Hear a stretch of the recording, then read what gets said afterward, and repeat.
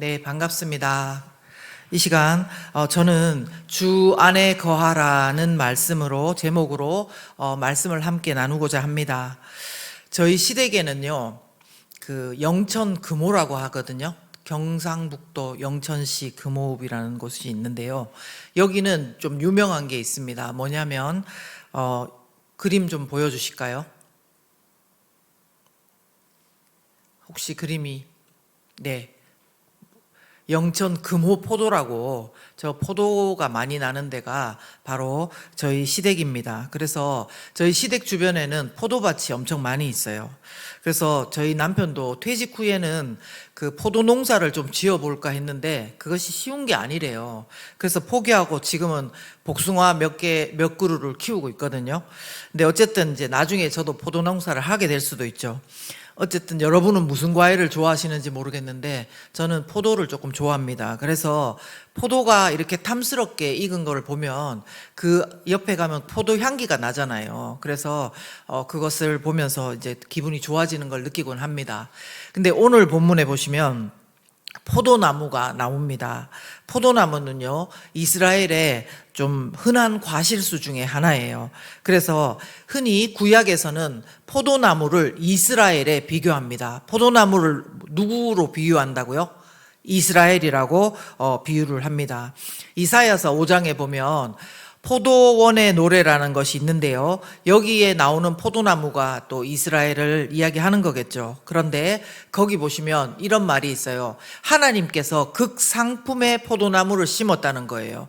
그리고 나서 좋은 포도 열매가 있기를 기대하셨는데 좋은 포도 열매가 아니라 들포도를 맺었다는 거예요. 하나님이 기대하신 포도는 어떤 포도인지 아세요? 한번 보실까요? 그림. 네, 저게 포도예요. 포도 하나가 저렇게 큰 거는 아니고 포도가 저렇게 많이, 예? 가나안에 정탐하고 올 때 뭐 어깨에 메고 왔다든 그런 거 있잖아요. 저렇게 많이 열리니까, 그죠? 근데 다 저렇게 열리는 건 아니지만 어쨌든 열매를 풍성하게 맺으면 저런 식으로 열린다는 거예요. 그런데 그들이 맺은 포도는 들포도였다는 것입니다. 들포도는 뭐냐면요, 신맛이 나는 야생 포도인데 거기에다가 그 들포도라는 그 어원이 어떤 거냐면요, 그 악취가 나는 거래요. 냄새가 나고 그 다음에 심지어는 독이 있는 그런 포도라는 것입니다. 그러니까 한마디로 먹으면 안 되는 포도라는 사실입니다. 이것은 바로 이스라엘의 영적인 상태가 어떠했다는 것을 나타내는 것입니다. 그런데요, 여러분, 이스라엘 백성만 그런 게 아니라 우리의 영적 상태도 결국은 그렇다는 것입니다. 이것이 우리의 현실이라는 거죠. 근데 오늘 본문에 보시면요, 그냥 포도나무가 아니라 예수님께서는 당신을 참 포도나무라고 하십니다. 우리 1절 한번 같이 읽어볼까요? 나는 참 포도나무요, 내 아버지는 농부라. 그렇게 하십니다. 잠깐 띄워놓으시면요, 예수님은 포도나무 앞에다가 참자를 이렇게 붙여서 말씀하시면서요, 불순종과 타락으로 하나님의 심판이 임했던 이스라엘과 대조해서 온전한 순종과 헌신으로 하나님께 드릴 참 이스라엘 대신 그런 예수님을 나타내고 있다는 것입니다. 그리고 예수님은 하나님을 아버지로 말씀하십니다. 아버지 하나님인데 그분이 농부시라는 것입니다. 하나님은 농부셔서 포도를 재배하시는 그런 농부로 그렇게 표현을 한 것입니다. 자, 극상품 포도를 심었는데 결국 열매가 있었어도 써서, 그리고 너무 쉬어서, 심지어는 독이 있어서 먹을 수 없게 된 이스라엘이요, 우리인데 이제 예수님께서 직접 포도나무가 되어주시고 하나님이 농부가 되어주신다니 우리한테는 소망이 있게 된 것입니다. 자, 오늘 비유를 통해서 우리가 예수님께 배울 수 있는 교훈은 무엇입니까? 첫 번째는요, 세상 기준이 아니라 하나님의 사랑입니다. 자, 다시 한번요. 세상 기준이 아니라 하나님의 사랑입니다. 이게 무슨 수수께끼 같은 소리 하냐, 그렇게 할 텐데요. 여러분, 하필 왜 아니, 저 너무 빨리 나왔어요. 하필 왜 포도나무입니까? 다른 나무도 많거든요. 근데 왜 하필 포도나무일까요? 여러분은 한번 생각을 안 해보셨어요? 예수님이 왜 하필 당신을 참 포도나무라고 말씀하셨을까? 포도나무를 한번 보십시다. 자, 저게 이제 조금 휴면기 때라 그래야 되나? 잎이 지금 안 났을 때인데요. 포도나무가 넝쿨과에 속한 식물이라는 거 아시죠? 그래가지고 옆으로 이렇게 Y자로 뻗어가지고 있는데, 자, 그 다음에 이번에는요, 또 이스라엘에 많은 나무가 있는데 감람나무예요. 예. 이게 보기에도 번듯하고 키가 잘 자라는 나무입니다. 자, 그래서요, 포도나무는 아까 보신 대로 포도나무로는 가구를 만들기도 그래요. 왜냐하면 넝쿨과 식물이라서 이렇게 막 비틀어지면서 이렇게 크는데 단단하고 반듯해야지 가구를 만드는데 가구를 만들 수도 없고, 그렇다고 단풍이 펴서 볼 수 있는 것도 아니에요. 그런데 둘 다 그 지방에는 많은 거고, 하나는 올리브 열매를 맺고 하나는 포도 열매를 맺지만, 굳이 하나님께서 포도나무라고 이스라엘을 표현하시고 예수님을 당신을 포도나무라고 표현하신 것은요, 이유가 있다는 거예요. 무슨 이유가 있냐면은 하나님께 중요한 것은 얼마나 반듯하냐가 아니라는 거예요. 얼마나 보기 좋냐, 얼마나 유용하냐가 아니라는 것입니다. 자, 근데 여러분 혹시 이런 말 들어보셨어요? 유대인들은 자신을 뭐라고 부르죠? 선민이라고 불러요. 선민. 그건 무슨 뜻이냐면 선택받은 민족이라는 겁니다. 선택받은 민족. 그래서 자신들이 세상의 중심이라고 합니다. 유대인이 아닌 사람은 이방인이라고 하고 개라고도 불렀어요.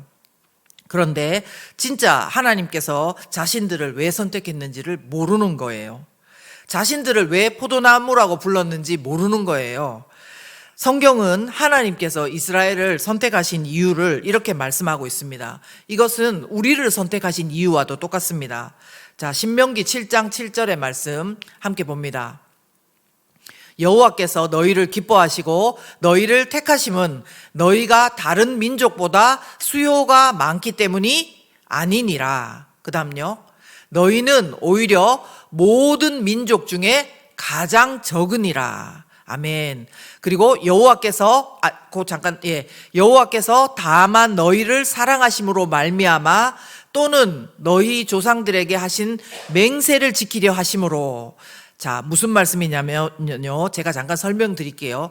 이스라엘 백성이 하나님께 왜 선택받은 줄 아십니까? 그것은 백성들의 수가 많아서가 아니라는 거예요. 그럼 뭐 때문에 받았다고 지금 했습니까? 오히려 모든 민족 중에서 가장 적다고 했습니다. 가장 적다고요. 이게 이해가 되세요, 여러분? 가장 적은데 선택받았대요. 세상은 어떻습니까? 세상은 가장 적어서 선택하는 게 아니라 멋있어서, 예뻐서, 잘해서, 맞죠? 많아서 그렇게 선택하잖아요. 근데 하나님께서는 가장 적어서 이스라엘 백성을 선택하셨대요. 왜? 오직 하나님께서는 8절에 보시면 오직 하나님께서 사랑하심으로, 그리고 조상들에게 약속하신 그 언약을 지키고자 이스라엘 백성을 택했다는 것입니다. 여기에서요, 가장 적다는 거는 꼭 수가 제일 적다는 건 아니에요. 수가 제일 적은 건 아니고 어떤 거냐면요, 다시 표현하면 특별하기 때문도 아니고 가장 멋있는 것도 아니고 가장 똑똑해서도 아니고 볼품 없고 보잘것 없어도 하나님께서 우리를 사랑하셔서 조상들에게 하신 그 맹세를 지키려고 우리를 택하셨다는 것입니다. 저와 여러분이 이 자리, 예배 자리에 와 있는 것은요, 아마도 그냥 본인이 나 예수님 믿겠습니다 해서 오신 분들도 있을 거예요. 진짜 저는 너무너무 대단하다고 생각해요. 그러나 대부분은 다 우리의 부모님들이 우리를 위해서 간절하게 기도하면서 예수님을 믿었으면 좋겠다 하는 그 기도 가운데 나왔다는 겁니다. 무슨 말이냐면요, 우리가 어떠해서가 아니라 하나님께서 우리를 사랑하시고 우리 부모님들이, 우리 주변의 사람들이 나를 위해서 간절하게 기도해 준 그 덕분에 우리는 여기 있다는 것입니다. 그런데요, 그럼에도 불구하고 때때로 우리 스스로는 내가 너무 볼품없는 것 같아서, 내가 또 너무 무능하고 힘이 없는 것 같아서 슬플 때가 있지 않던가요? 남들과 비교해 볼 때 하나 뭔가 나은 것도 없고 그냥 너무 흔한 것 같고 빛이 나고 싶은데 빛이 나기는커녕 내 주위가 막 어두운 것 같은 그럴 때 있지 않습니까? 그런데 하나님께서는 신명기 말씀대로 하면요, 반대로 오히려 그래서 우리를 택했다는 말입니다. 이해되세요? 잘나서가 아니라 오히려 우리 가운데 아픔이 많기 때문에, 지금 너무너무 아프기 때문에, 지금 너무 힘들기 때문에 우리를 택하시고 부르셨다는 것입니다. 정말 하나님의 방식은 세상과 완전 반대이심을 믿을 수 있기를 바랍니다. 제가 또 다른 이야기도 해볼게요. 예수님의 제자들, 여러분 예수님의 제자들 다 어떤 사람이었는지 아세요? 판사였나요? 예수님의 제자들 학문이 많은 사람들이었나요? 부자였나요? 그렇지 않았대요. 예수님의 제자들도 특별할 것이 없는 평범한 사람이었습니다. 그 중에 베드로를 예를 들어보면요, 베드로는 어부였습니다. 평범한 사람이었죠. 그런데 그 사람이 예수님의 제자가 되고 난 다음에 갑자기 말씀을 막 전하는 거예요. 3,000명이 막 회개하는 거예요. 그러니까 다른 사람들이 보면서 저 사람이 학문 없는 범인, 평범한 사람인 줄 알았는데 그 어떻게 된 일이지? 이렇게 놀란 것입니다. 그리고요, 또 더한 사람이 있어요. 누구냐면 제자 마태입니다. 마태. 여러분 마태복음을 쓴 사람이 마태인데요, 마태는요 그 당시에 다른 사람들에게 죄인으로 여겨지던 세리였습니다. 지금 이제 우리나라에서는 이게 잘 안 와닿았을 것 같은데, 세무 공무원을 보고 죄인으로 여기지는 않죠. 그런데 일제시대라고 한번 생각해 보세요. 일본이 우리나라를 점령해 가지고 지배하고 있는데 중간에 세무 공무원을 통해서 사람들의 세금을 걷어들이는 겁니다. 적게 아니고 아주 많이. 그리고 자기 쓸 것까지 걷어들입니다. 그러면 나쁩니까? 안 나쁩니까? 예.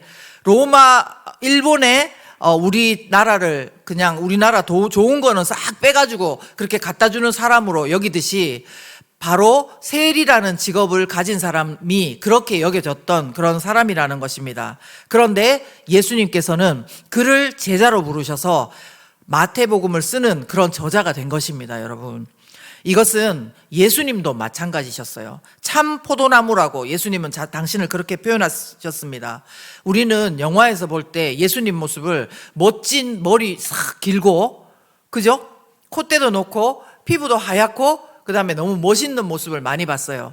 그런데 학자들은요, 정말 예수님의 외모가 그랬을까? 이런 의문을 가진대요. 왜 그러냐면 마음대로 지어낸 것이 아니고요, 이사야 53장 2절을 보시면요, 그는 누굴 말하느냐면 예수님에 대해서 예언하는 거예요.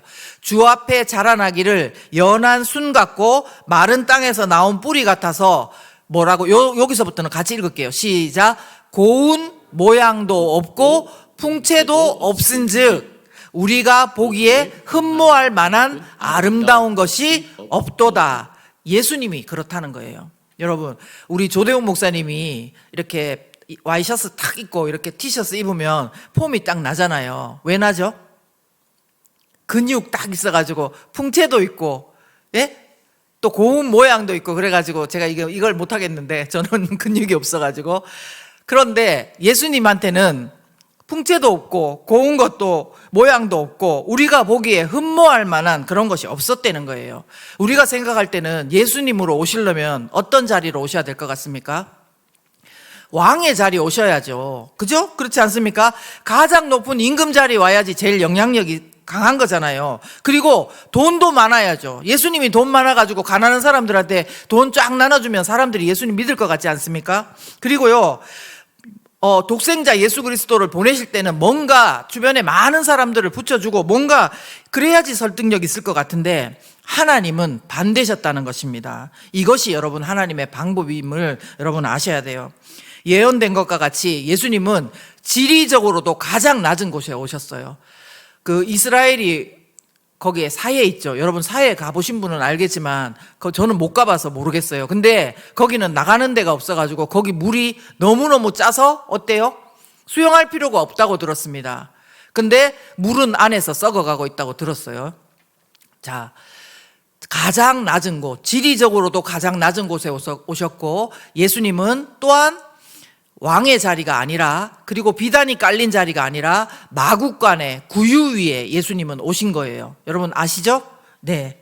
이것이 바로 예수님의 그 모습입니다. 그러나 예수님은 그 모습에도 불구하고 온 인류를 구원하시는 그런 하나님의 뜻을 이루신 분인 것입니다. 이스라엘은 실패했고 우리는 실패하지만 예수님은 하나님의 뜻을 이루신 거예요. 아까 보여드린 포도나무 열매처럼 그렇게 아름답게 열매를 맺고 풍성하게 열매를 맺는데 우리는 너무너무 자주 실패해요. 이스라엘도 실패했어요. 그러나 예수님은 참 포도나무이신 예수님은 그것보다 더한 풍성한 열매를 맺으시는, 구원의 열매를 맺으시는 놀라운 일을 이루셨다는 것입니다. 여러분, 죄송한데요, 저와 여러분은 세상 가치관에 찌들어 있어요. 동의하세요? 세상 가치관에 그냥 쩔어 있어요. 그런데 말씀으로 환기하게 될 수 있기를 예수님 이름으로 축원합니다. 패러다임의 전환이 일어나야 됩니다. 오늘 저와 여러분 가운데 지금 내 상황 때문에 낙심해 있는 분이 계시다면요, 그 상황은 여러 가지 있겠죠. 시험에 떨어졌을 수도 있고, 아니면은 어디에서 푸대접을 받았을 수도 있고, 부모님에게 인정 못 받았을 수도 있고, 사람들에게 인정 못 받았을 수도 있고, 몸이 아플 수도 있고, 돈이 없어서 괴로울 수도 있습니다. 그러나 그것으로 우리 자신을 바라보지 마시기를 바랍니다. 하나님이 이러니까 나를 좋아하실 리가 없잖아, 지레짐작하지 마시기를 바랍니다. 스스로 평가절하하고 우울해하지 마시기를 바랍니다. 기억하십시오. 세상의 기준이 아니라 하나님의 사랑하심입니다. 믿으십니까? 아멘. 굳이 볼품없는 포도나무라도 택하신 하나님의 그 사랑을 다시 기억하고 그 은혜를 입으시기를 축원합니다. 두 번째로요, 배워야 될 교훈, 우리를 향한 하나님의 높은 기대가 있다는 것입니다. 요거는 같이 읽을게요. 시작. 우리를 향한 하나님의 높은 기대가 있습니다. 여러분은 존귀한 자입니다. 아멘이십니까? 예, 내 형편, 지금 형편과 상관없이 너무너무 소중하고 존귀한 자입니다. 이것을 입술로 고백하고 마음으로 믿으실 수 있기를 바랍니다. 그래서요, 하나님은 우리를 향한 높은 기대가 있으세요. 뭐냐면요, 하나님께서 볼품없는, 지금 힘없는, 지금 연약한 우리를 택하셨다고 해서 우리를 향해 기대가 없는 것은 아니란 것입니다. 앞서 말씀드렸다시피 포도나무는 가구도 만들 수 없고 관상수도 아닙니다. 그러나 하나님은 포도나무를 향한 기대가 있습니다. 무엇입니까? 이상한 거 기대하시는 게 아니에요. 포도나무가 포도 열매를 맺는 것을 기대하신다는 겁니다. 맞죠? 포도나무에서 수박이 열리기를 기대하시는 것이 아니고요, 포도나무에서 포도가 열리기를 기대하시는 것입니다. 이것이 또 포도나무의 존재 목적이겠지요. 그래서 특별한 뭔가 있지 않은 한 포도나무가 포도 열매를 맺는 것은 자연스러운 일입니다. 그런데 오늘 본문에는 다른 이야기가 있습니다. 2절 상반부인데요, 같이 읽어보겠습니다. 무릇 내게 붙어 있어 열매를 맺지 아니하는 가지는 아버지께서 그것을 제거해 버리시고. 네, 그렇습니다. 이것을요, 세번역으로 보니까 이렇게 돼 있어요. 내게 붙어 있으면서도 열매를 맺지 못하는 가지가 있다는 거예요. 자, 내게 붙어 있으면 열매를 맺는 것이 정상인데 내게 붙어 있으면서도 열매를 맺지 못하는 가지가 있다는 것입니다. 자연스러운 것이 아닙니다. 이거는 어떨 때 이런 일이 있냐면요, 가지가 죽어 있을 때 그렇다는 것입니다. 이것은요, 포도나무가 있으면 그 뿌리가 있을 거 아닙니까? 뿌리에서 물과 영양분이 올라와서 포도나무 가지로 가야지 열매가 맺는데 그 열매가 맺기까지 그게 영양분이 전혀 공급이 안 되는 그런 상태에 있다는 것입니다. 그러므로 이럴 때는 가지가 생기도 없고 말라버리는 것은 정상입니다. 그래서 이럴 때 가지를 잘라주는 것은 그 가지에게도 좋고 나무 전체에도 좋은 것입니다. 성경에 이처럼 예수님께 붙어 있으면서도 열매를 맺지 못한 한 예가 있습니다. 바로 본문 앞 13장에 그 예의 사람이 등장하고 예수님이 말씀하신 사람이 있어요. 누구겠습니까? 가룟 유다. 예수님께 붙어 있는 것 같이 제자라고 불렸지만 심지어 그 사람은 되게 좀 신뢰할 만했나 봐요, 인간적으로는. 그래서 돈괴도 맡은 사람이었어요. 돈괴도 맡은 사람이었는데 사탄이 그 안에 생각을 집어넣고 그 생각대로 그는 예수님을 은삼십에 팔았던 것입니다. 예수님의 옆에서 그 기적을 보고 예수님의 말씀을 들었는데도 불구하고 예수님으로부터, 참 포도나무 대신 예수님으로부터 아무런 영양분도 공급받지 못한 것입니다. 성경 요한복음 13장을 보시면요, 저녁 식사를 제자들하고 같이 하시고 예수님의 발을 다 예수님께서 제자들의 발을 다 씻겨 주십니다. 그러면서 예수님이 이렇게 말씀하셨어요.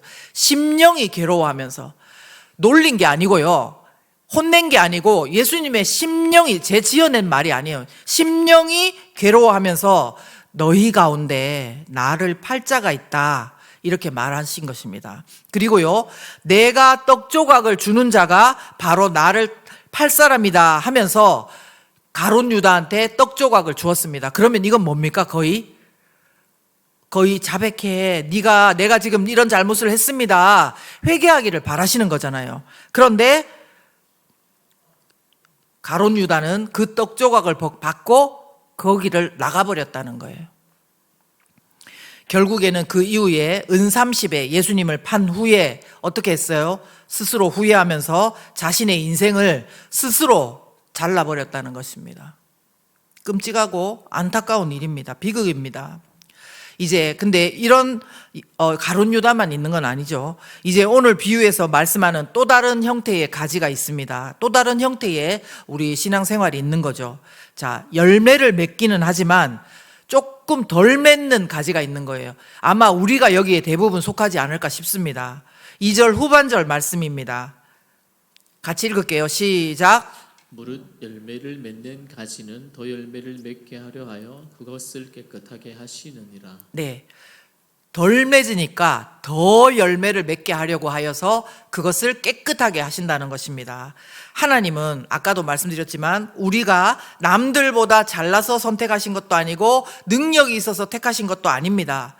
그 반대일지라도 택하십니다. 하나님께서는 내가 내 기억을 잃는다 하더라도 하나님께서는 우리를 택하셔요. 하나님이 우리를 사랑하시기 때문에. 그러나 그렇다고 해서 열매 없이 살기를 바라시는 것은 아닙니다. 우리 안에 열매를 맺기를 원하시고 더 맺기를 원하십니다. 우리를 향한 기대가 크시다는 것입니다. 이것을 여러분 마음 가운데 비전으로 품을 수 있기를 바랍니다. 그냥 지금대로 만족하지 마시고요, 여러분 청년의 때에, 장년의 때에 정말 하나님께서 나를 향한 더 큰 기대가 있다는 것을, 그 사랑의 마음을, 그 기대의 마음을 받으실 수 있기를 바랍니다. 그런데 우리는 예수 그리스도를 믿고 있으면서도 우리 자신을 너무 평가절하할 때가 많습니다. 그러면서 이렇게 말하죠. 아이, 하나님 좀 너무하신 거 아닙니까? 저한테 뭐라도 누구처럼 뭐도 주시고 뭐도 주시고 뭐도 주시고. 저도요, 신학교 공부할 때 공부하다가 울은 적이 있어요. 왜 그러냐면, 하나님 이 공부를 시키시려고 하면은 저한테 건강도 주셔야죠. 저한테 꼭 같이 예수님 믿는 남편도 주셔야죠. 저한테 그리고 뭐 물질도 주셔야죠. 이렇게 울은 적이 있어요. 저로 봐서는 말이 맞는데요, 하나님으로 봐서는 하나도 안 맞는 말을 제가 했더라고요. 이거는 하나님의 일하시는 방법을 몰라서 제가 그렇게 했던 거예요. 무슨 말이냐면요, 하나님께서 우리의 능력과 힘이 있기 때문에 기대하시는 것이 아니라는 것입니다. 예? 여러분 이거 잘 들으셔야 돼요. 저한테 힘이 있어서 기대하시는 게 아니고 여러분한테 힘이 있어서 기대하시는 게 아니라는 것입니다. 여러분은 포도나무를 안 키워보셨겠지만 한번 상식선에서 한번 생각해 보십시오.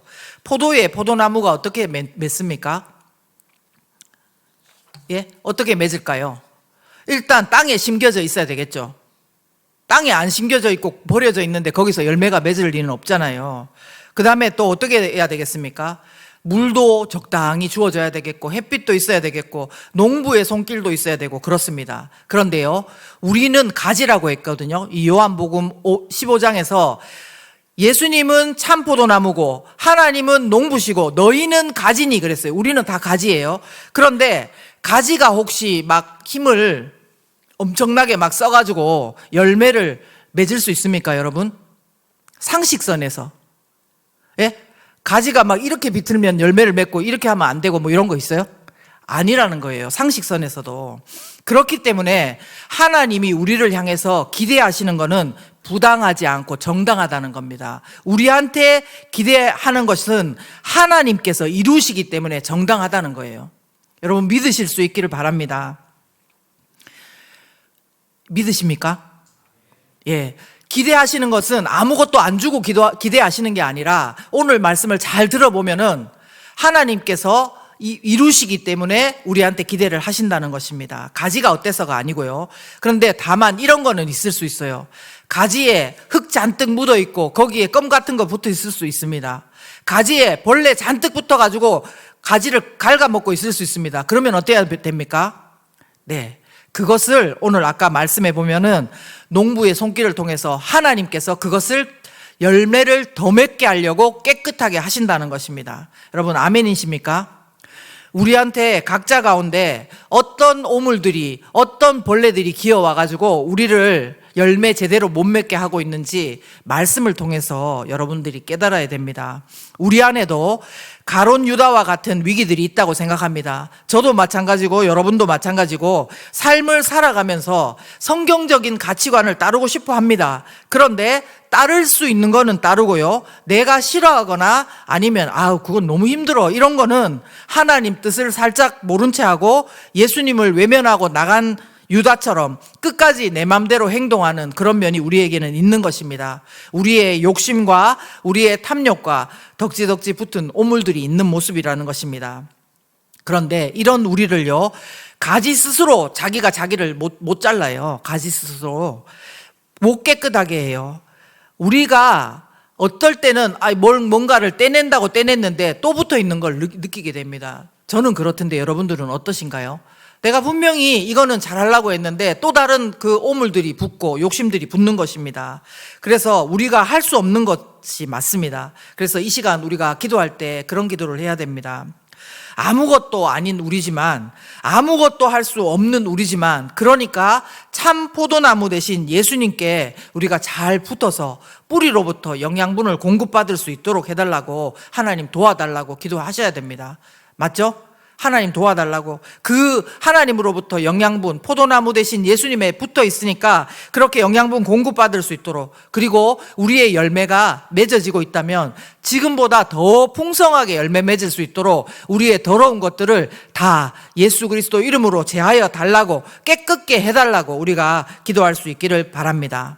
자, 그리고 마지막으로 오늘 또 비유를 통해서 배울 수 있는 것은요, 세 번째 같이 읽겠습니다. 시작. 꾸준하게 가라고 하십니다. 네. 주 안에 꾸준하게 거하라. 예, 다시 한번요. 여러분 소리 조금 더 내보세요. 꾸준하게, 주 안에 꾸준하게 거하라는 것입니다. 네, 저는 아까 스스로 가지가 할 수 있는 게 없다고 그랬습니다. 그거는 목사님 그냥 혼자 말이겠지요, 그렇게 생각할 수 있지만 아닙니다. 5절에 분명히 나와 있습니다. 5절 말씀 우리가 함께 읽겠습니다. 5절은 이렇게 말합니다. 나는 포도나무요 너희는 가지라. 그가 내 안에 내가 그 안에 거하면 사람이 열매를 많이 맺나니 나를 떠나서는 너희가 아무것도 할 수 없음이라. 그렇습니다. 열매를 맺는 것은 가지에 달린 것이 아니고요, 그가 내 안에 내가 그 안에 거하면, 그가 누굽니까? 예수님 안에 우리가 거하면, 그리고 우리 안에 예수님이 거하면 사람이 열매를 많이 맺는다는 것입니다. 그래서 중요한 것은 우리가 예수님 안에 지금 거하고 있나, 그것이 중요한 것입니다. 그래서 거하고 있는지를 먼저 점검해 봐야 되겠죠. 그런데 아무것도 할 수 없다 한다고 여러분 우리가 그냥 이렇게 하고 다닙니까? 그거는 아니지요. 왜냐하면 사람은 아무것도 안 하고 살 수 없는 존재입니다. 무엇을 하든지 언제 하든지 가만히 있는 것도 가만히 있는 것을 하는 것이고요, 생각을 안 하는 것도 생각 안 하는 것을 하는 것입니다. 중요한 것은 지금 내가 하고 있는 행동이 예수님 안에 거하는 것이냐, 그것입니다. 자, 예수님 안에 거한다는 거, 주 안에 거한다는 게 어떤 걸까요? 우리가 결단해서 믿습니다. 오늘 결단합니다. 오늘 막 힘을 3배, 4배, 5배, 6배 다해서 의지를 다하면은 열매를 맺는 줄 알지만 성경은 뭐라고 말씀합니까? 예수님 안에 거해야 열매를 맺는다는 것입니다. 열매가 먼저가 아니라 거하면 열매를 맺는 것이 당연하고 자연스러운 일입니다. 그러므로 저와 여러분이 열매를 맺는 것에 우리의 에너지를 쓰지 말고 예수님 안에 거하는데 우리의 힘과 에너지를 써야 될 줄 믿습니다. 거한다는 것은요, 그냥 적당하게 붙어 있는 것이 아니고요, 서로가 서로 안에 거하는 예수님과 이렇게 연합된 것입니다. 서로가, 예? 누가 나인지, 서로가 서로에게 연합이 되는 것입니다. 3절 말씀에는요, 보여주시면 너희는 내가 일러준 말로 이미 깨끗하여졌다 이렇게 합니다. 더러운 오물 붙는 거 말고요, 우리의 더러운 죄가 예수님께서 말씀해 주신 것으로 깨끗하게 제거함 받았고, 그리고 우리는 영생의 선물, 구원의 선물을 받았다는 것입니다. 이것이 먼저 있어야 되는 것입니다. 예수님의 말씀을 듣고 믿어서 모든 죄사함을 받고 하나님의 자녀가 되는 것, 이것이 연합함에서 가장 먼저 있어야 될 것입니다. 여러분, 서로가 서로한테 거하는 거 어떻게 해야 됩니까? 우리가 만약에 남자 여자가 서로 사귄다 그러면은 전화 많이 하고, 또 그 다음에 계속해서 그 사진 계속 품고 다니면 거하는 겁니까? 그거 아니죠. 예, 어떻게 해야 됩니까? 이 연합의 모습을 잘 보여주신 분이 바로 예수님인데요, 요한복음 5장 19절 말씀입니다. 예수님은 이렇게 말씀하셨어요. 시작. 그러므로 예수께서 그들에게 이르시되 내가 진실로 진실로 너희에게 이르노니 아들이 아버지께서 하신 일을 보지 않고는 아무것도 스스로 할 수 없나니 아버지께서 행하시는 그것을 아들도 그와 같이 행하느니라. 여러분, 예수님이 성자 하나님 아니십니까? 하나님의 아들이시잖아요. 그런데도 어떻게 말씀하십니까? 아들이 아버지께서 하는 일을 보지 않고서는 아무것도 스스로 할 수 없대요. 예수님이 그렇다면 우리는 더 하지 않겠습니까? 우리가 급하게 마음을 먹고 내가 열매 맺어야지 나가면요, 100% 실패합니다. 저는 그런 실패를 너무너무 많이 했어요. 여러분 보시기에 제가 의지가 강하게 생겼습니까? 의지가 약하게 생겼습니까? 의지가 조금 있게 생겼습니다. 저는 고집이 세게 생겼다고 들었어요. 그래서 목표한 거를 이루려고 열심히 노력했습니다. 그런데 그만큼 실패했습니다. 의지가 강한 만큼 실패했어요. 중요한 것은요, 예수님 안에 거하냐는 것이고, 영적인 것은 영적으로 해결해야 되는 것입니다. 성경은 이렇게 말씀합니다. 살리는 것은 영이니 육은 무익하니라. 내가 너희에게 이른 말은 영이요 생명이라. 아멘. 살리는 것은 영이래요. 육적으로 저처럼 그렇게 의지를 가지고, 저 계획표 지금도 잘 짜는데요, 옛날에는 15분 단위 30분 단위로 계획표 짜가지고 체크하는 거, 그게 재미였어요. 근데 뭐가 잘 되는 것 같았는데 결정적인 순간에 보니까 영양분을 제대로 공급받고 있는 게 없더라고요. 예수님으로부터. 저는 여러분들이 저의 그 실패의 과거를 될 수 있으면 조금이라도 덜 하시기를 간절히 바랍니다. 여러분, 주 안에 거하는 것은 예수님과 연합하는 것입니다. 성령께서 여러분 말씀 읽고 기도하고 여러분이 예배를 할 때 더욱 견고하게 예수님과 연합하게 하십니다. 그래야지 예수님께서 우리 가운데 주신 말씀을 통해 깨닫게 하셔서 회개도 할 수 있고, 그 다음에 성령 충만하면 무슨 열매 맺을까요? 김현주 열매 맺을까요? 성령 충만하면? 아니죠. 성령이 충만한데 어떻게 그런 열매를 맺을 수 있습니까? 성령의 열매를 맺죠. 아시죠? 갈라디아서 5장 22절 23절에 보면 사랑과 희락과 화평과 오래 참음과 자비와 양성과 충성과 온유와 절제입니다. 여러분, 제가 오늘부터 사랑하겠습니다, 기뻐하기로 결단합니다, 여기 말 세기에서 나오는 게 아니고요, 주먹 쥔 세기에서 나오는 게 아니에요.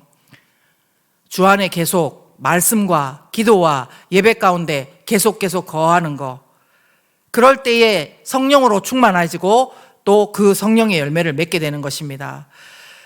예수님이 내 안에 계신다면 또 하나 맺어질 열매가 있어요. 예수님은 이 땅에 우리의 생명을 구원하시러 오셨어요. 그러면 예수님이 우리 안에 계시면 다른 생명에게 관심이 있을까요, 없을까요?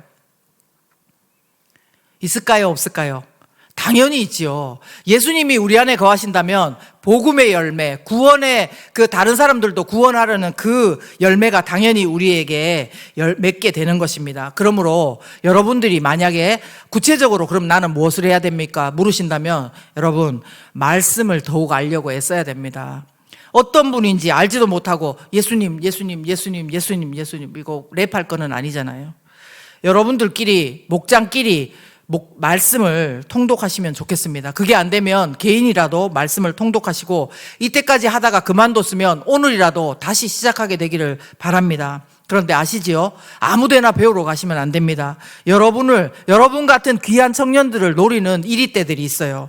그래서 교회 안에서 말씀을 건강하게 읽고 배우기를 원합니다. 말씀을 사모하고 읽고 알게 되면서 예수님 안에 더욱더 연합하고 거하게 됩니다. 또 그 다음에 또 하나 해야 될 것이 있습니다. 진실하게 기도하기를 원합니다. 어디서 들은 말 하지 말고요. 진실하게 기도하기를 원합니다. 하나님, 저는 하나님 사랑하신다고 하는데 안 믿겨지면 안 믿겨진다고 해야 되고요. 저는 왜 이렇게 오래 믿었는데도 열매가 없는지, 왜 저 안에는 아무런 열매도 없는 것 같은지 물어보십시오. 진실하게. 자, 이런 기도 가운데 더 깊어지는 것입니다. 말씀을 알아야 기도가 되고요. 이게 연관이 있어요. 기도를 해야지 말씀을 더 알아요. 다시요. 말씀을 알아야지 기도가 더 깊이 되고 기도를 해야지 또 말씀이 더 궁금하게 되는 거예요. 또 예배를 더 드려야지 더 예배를 드리고 싶은 거예요. 저는 이 자리에 예배하는 우리 청년들, 우리 사부 예배에 오신 모든 분들이 예배를 사모하시는 분인 줄 믿습니다. 우리 가운데 이런 모든 것들이 더욱더 앞으로도 많아져야 되는 것입니다. 여러분, 마른 가지는 어떻게 되는지 아시죠? 마른 가지는요, 말라가지고 하나님이 아니고요. 거기 분명히 성경이 6절에 보십시오. 사람들이 모아다가 불에다 넣어버리는 거예요. 하나님의 심판까지 가기도 전에 세상도 우리에게 기대하는 게 있어요. 예수 믿는다고 하면서 밥 먹듯이 교통법규 어기네. 예수님 믿는다고 하면서 밥 먹듯이 자기만 안 해? 이렇게 세상이 벌써 우리보다 더 잘 알아요. 전할 때 전할 때 보면요, 예수님 안 믿는 사람인데 이렇게 말한대요. 예수님 제대로 믿으면 천국 가는 거 아니에요? 이렇게 말한대요. 그런데 오히려 교회 안에 있으면서도 착해야지 예수님 착해야지 구원받는 거 아니에요? 이렇게 하는 분이 있다는 거예요. 여러분, 이게 비슷한 것 같아도 완전히 다른 말이에요. 예수님을 잘 믿는다는 것은 나중에 열매로 드러나요. 그렇지만 착한 거가 우선이 아니고요. 예수님 안에 거하게 되면 착한 열매가 맺어질 수밖에 없어요. 성령이 충만하면 성령의 열매가 맺어지니까요. 이 순서를 분명히 아시기를 간절히 바랍니다. 여러분, 처음에는 기도 5분 하기가 쉽지 않습니다. 한번 해보십시오. 5분 타이머 해놓고 하는데 한 50분 같아요. 와, 왜 이렇게 5분이 안 되는. 근데 그게 지금 우리의 주님과 소통하는 수준입니다. 그러니까 조금 더 노력하셔야 됩니다. 조금 더 진실하게 기도하도록 애쓰셔야 됩니다. 중요한 것은요, 한 번이 아니고 꾸준히 하시는 것이 중요합니다. 여기서요, 거한다라는 말을 저는 되게 좋아하는데 그거 한번 띄워주시겠어요? 메노라는 헬라어 단어예요. 메노. 한번 따라해 보세요. 메노. 예, 이 단어 뜻은 뭐냐면요, 띄워주시면 떠나는 것하고 반대래요. 어떤 장소에 머무르다, 살다, 존재하다라는 것입니다. 또요, 메노는 흔들리거나 달아나는이 아니고 반대에 맞서다, 굴하지 않다, 견디다, 굳게 서다라는 뜻이에요. 또 메노는요, 이동이나 변화되는 것에 반대로 변함없이 여전히 있다, 그대로 지속하다, 계속 머무르다. 그 다음에 또 메노는 파멸이나 파괴되거나 소멸되다가 아니라 반대로 남아있다, 존속하다, 계속 살아가다는 뜻입니다. 여러분이 말씀과 기도, 예배 가운데 예수님 안에 깊이 거하면서 오래 머무르고 살기를 예수 그리스도 이름으로 축원합니다. 말씀과 기도와 예배 가운데 예수님 안에 거하며 반대에 맞서고 굴하지 않고 오래 견디고 굳게 서게 되기를 예수님 이름으로 축원합니다. 말씀과 기도와 예배 가운데 예수님 안에 거하며 아름다운 풍성한 열매 맺게 되기를 예수님 이름으로 축원합니다.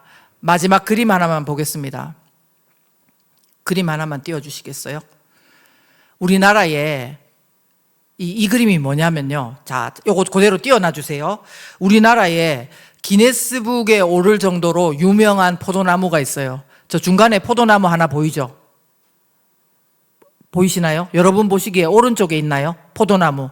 포도나무 한 그루에 4,500송이가 달려있대요. 포도가 4,500송이가 달려있대요. 연결되고 저 하나에 연결되고 되어서, 그래서 뉴스에도 얼마나 많이 나왔는지 몰라요.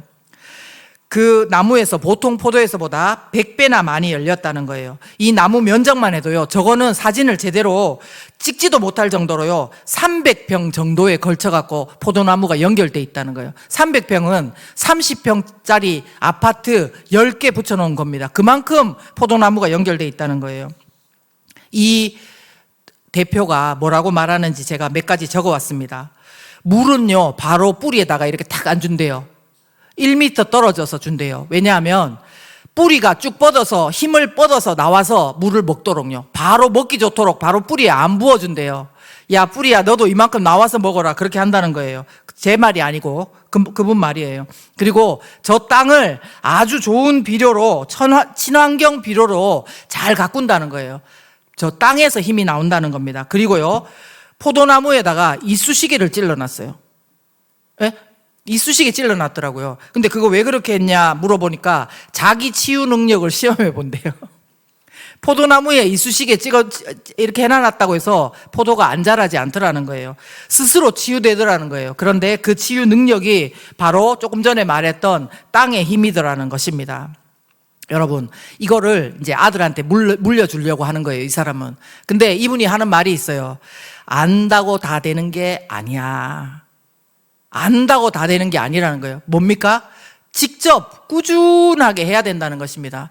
여러분이 교회에 오래 다녔으면 오늘 제가 하는 이야기 못 알아듣지 저는 않는다고 생각하고요. 아는 이야기예요. 아는 이야기들이 이렇게 있어요. 그렇지만 여러분들이 꾸준하게 이렇게 해야 된다는 것입니다. 그렇게 하지 않으면 그 풍성한 열매가 그렇게 맺지 않겠죠. 그러면서 이분이 이런 말 했어요. 포도가 좋아하는 걸음이 뭔지 아냐?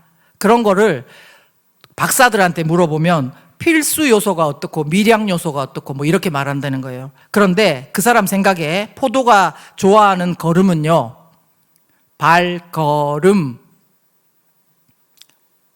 걸음 아니고 발걸음. 이렇게 걸어서 직접 와서 옆에 와서 사랑으로 이렇게 만져주고 하는 거라는 거예요. 여러분 한 사람 한 사람이 하나님 안에 귀중한 존재입니다. 하나님께서는 오늘도 옆에 와서 여러분들을 이렇게 멀리서 물 주면서 이까지 뿌리를 뻗어 이렇게 하고 계실 수도 있어요. 사랑으로 다가오셔서 여러분들을 부르고 계신단 말입니다. 거기에 반응하고 하나님 안에 풍성한 열매 맺으시기를 예수님 이름으로 축원합니다. 이 시간 함께 기도하겠습니다.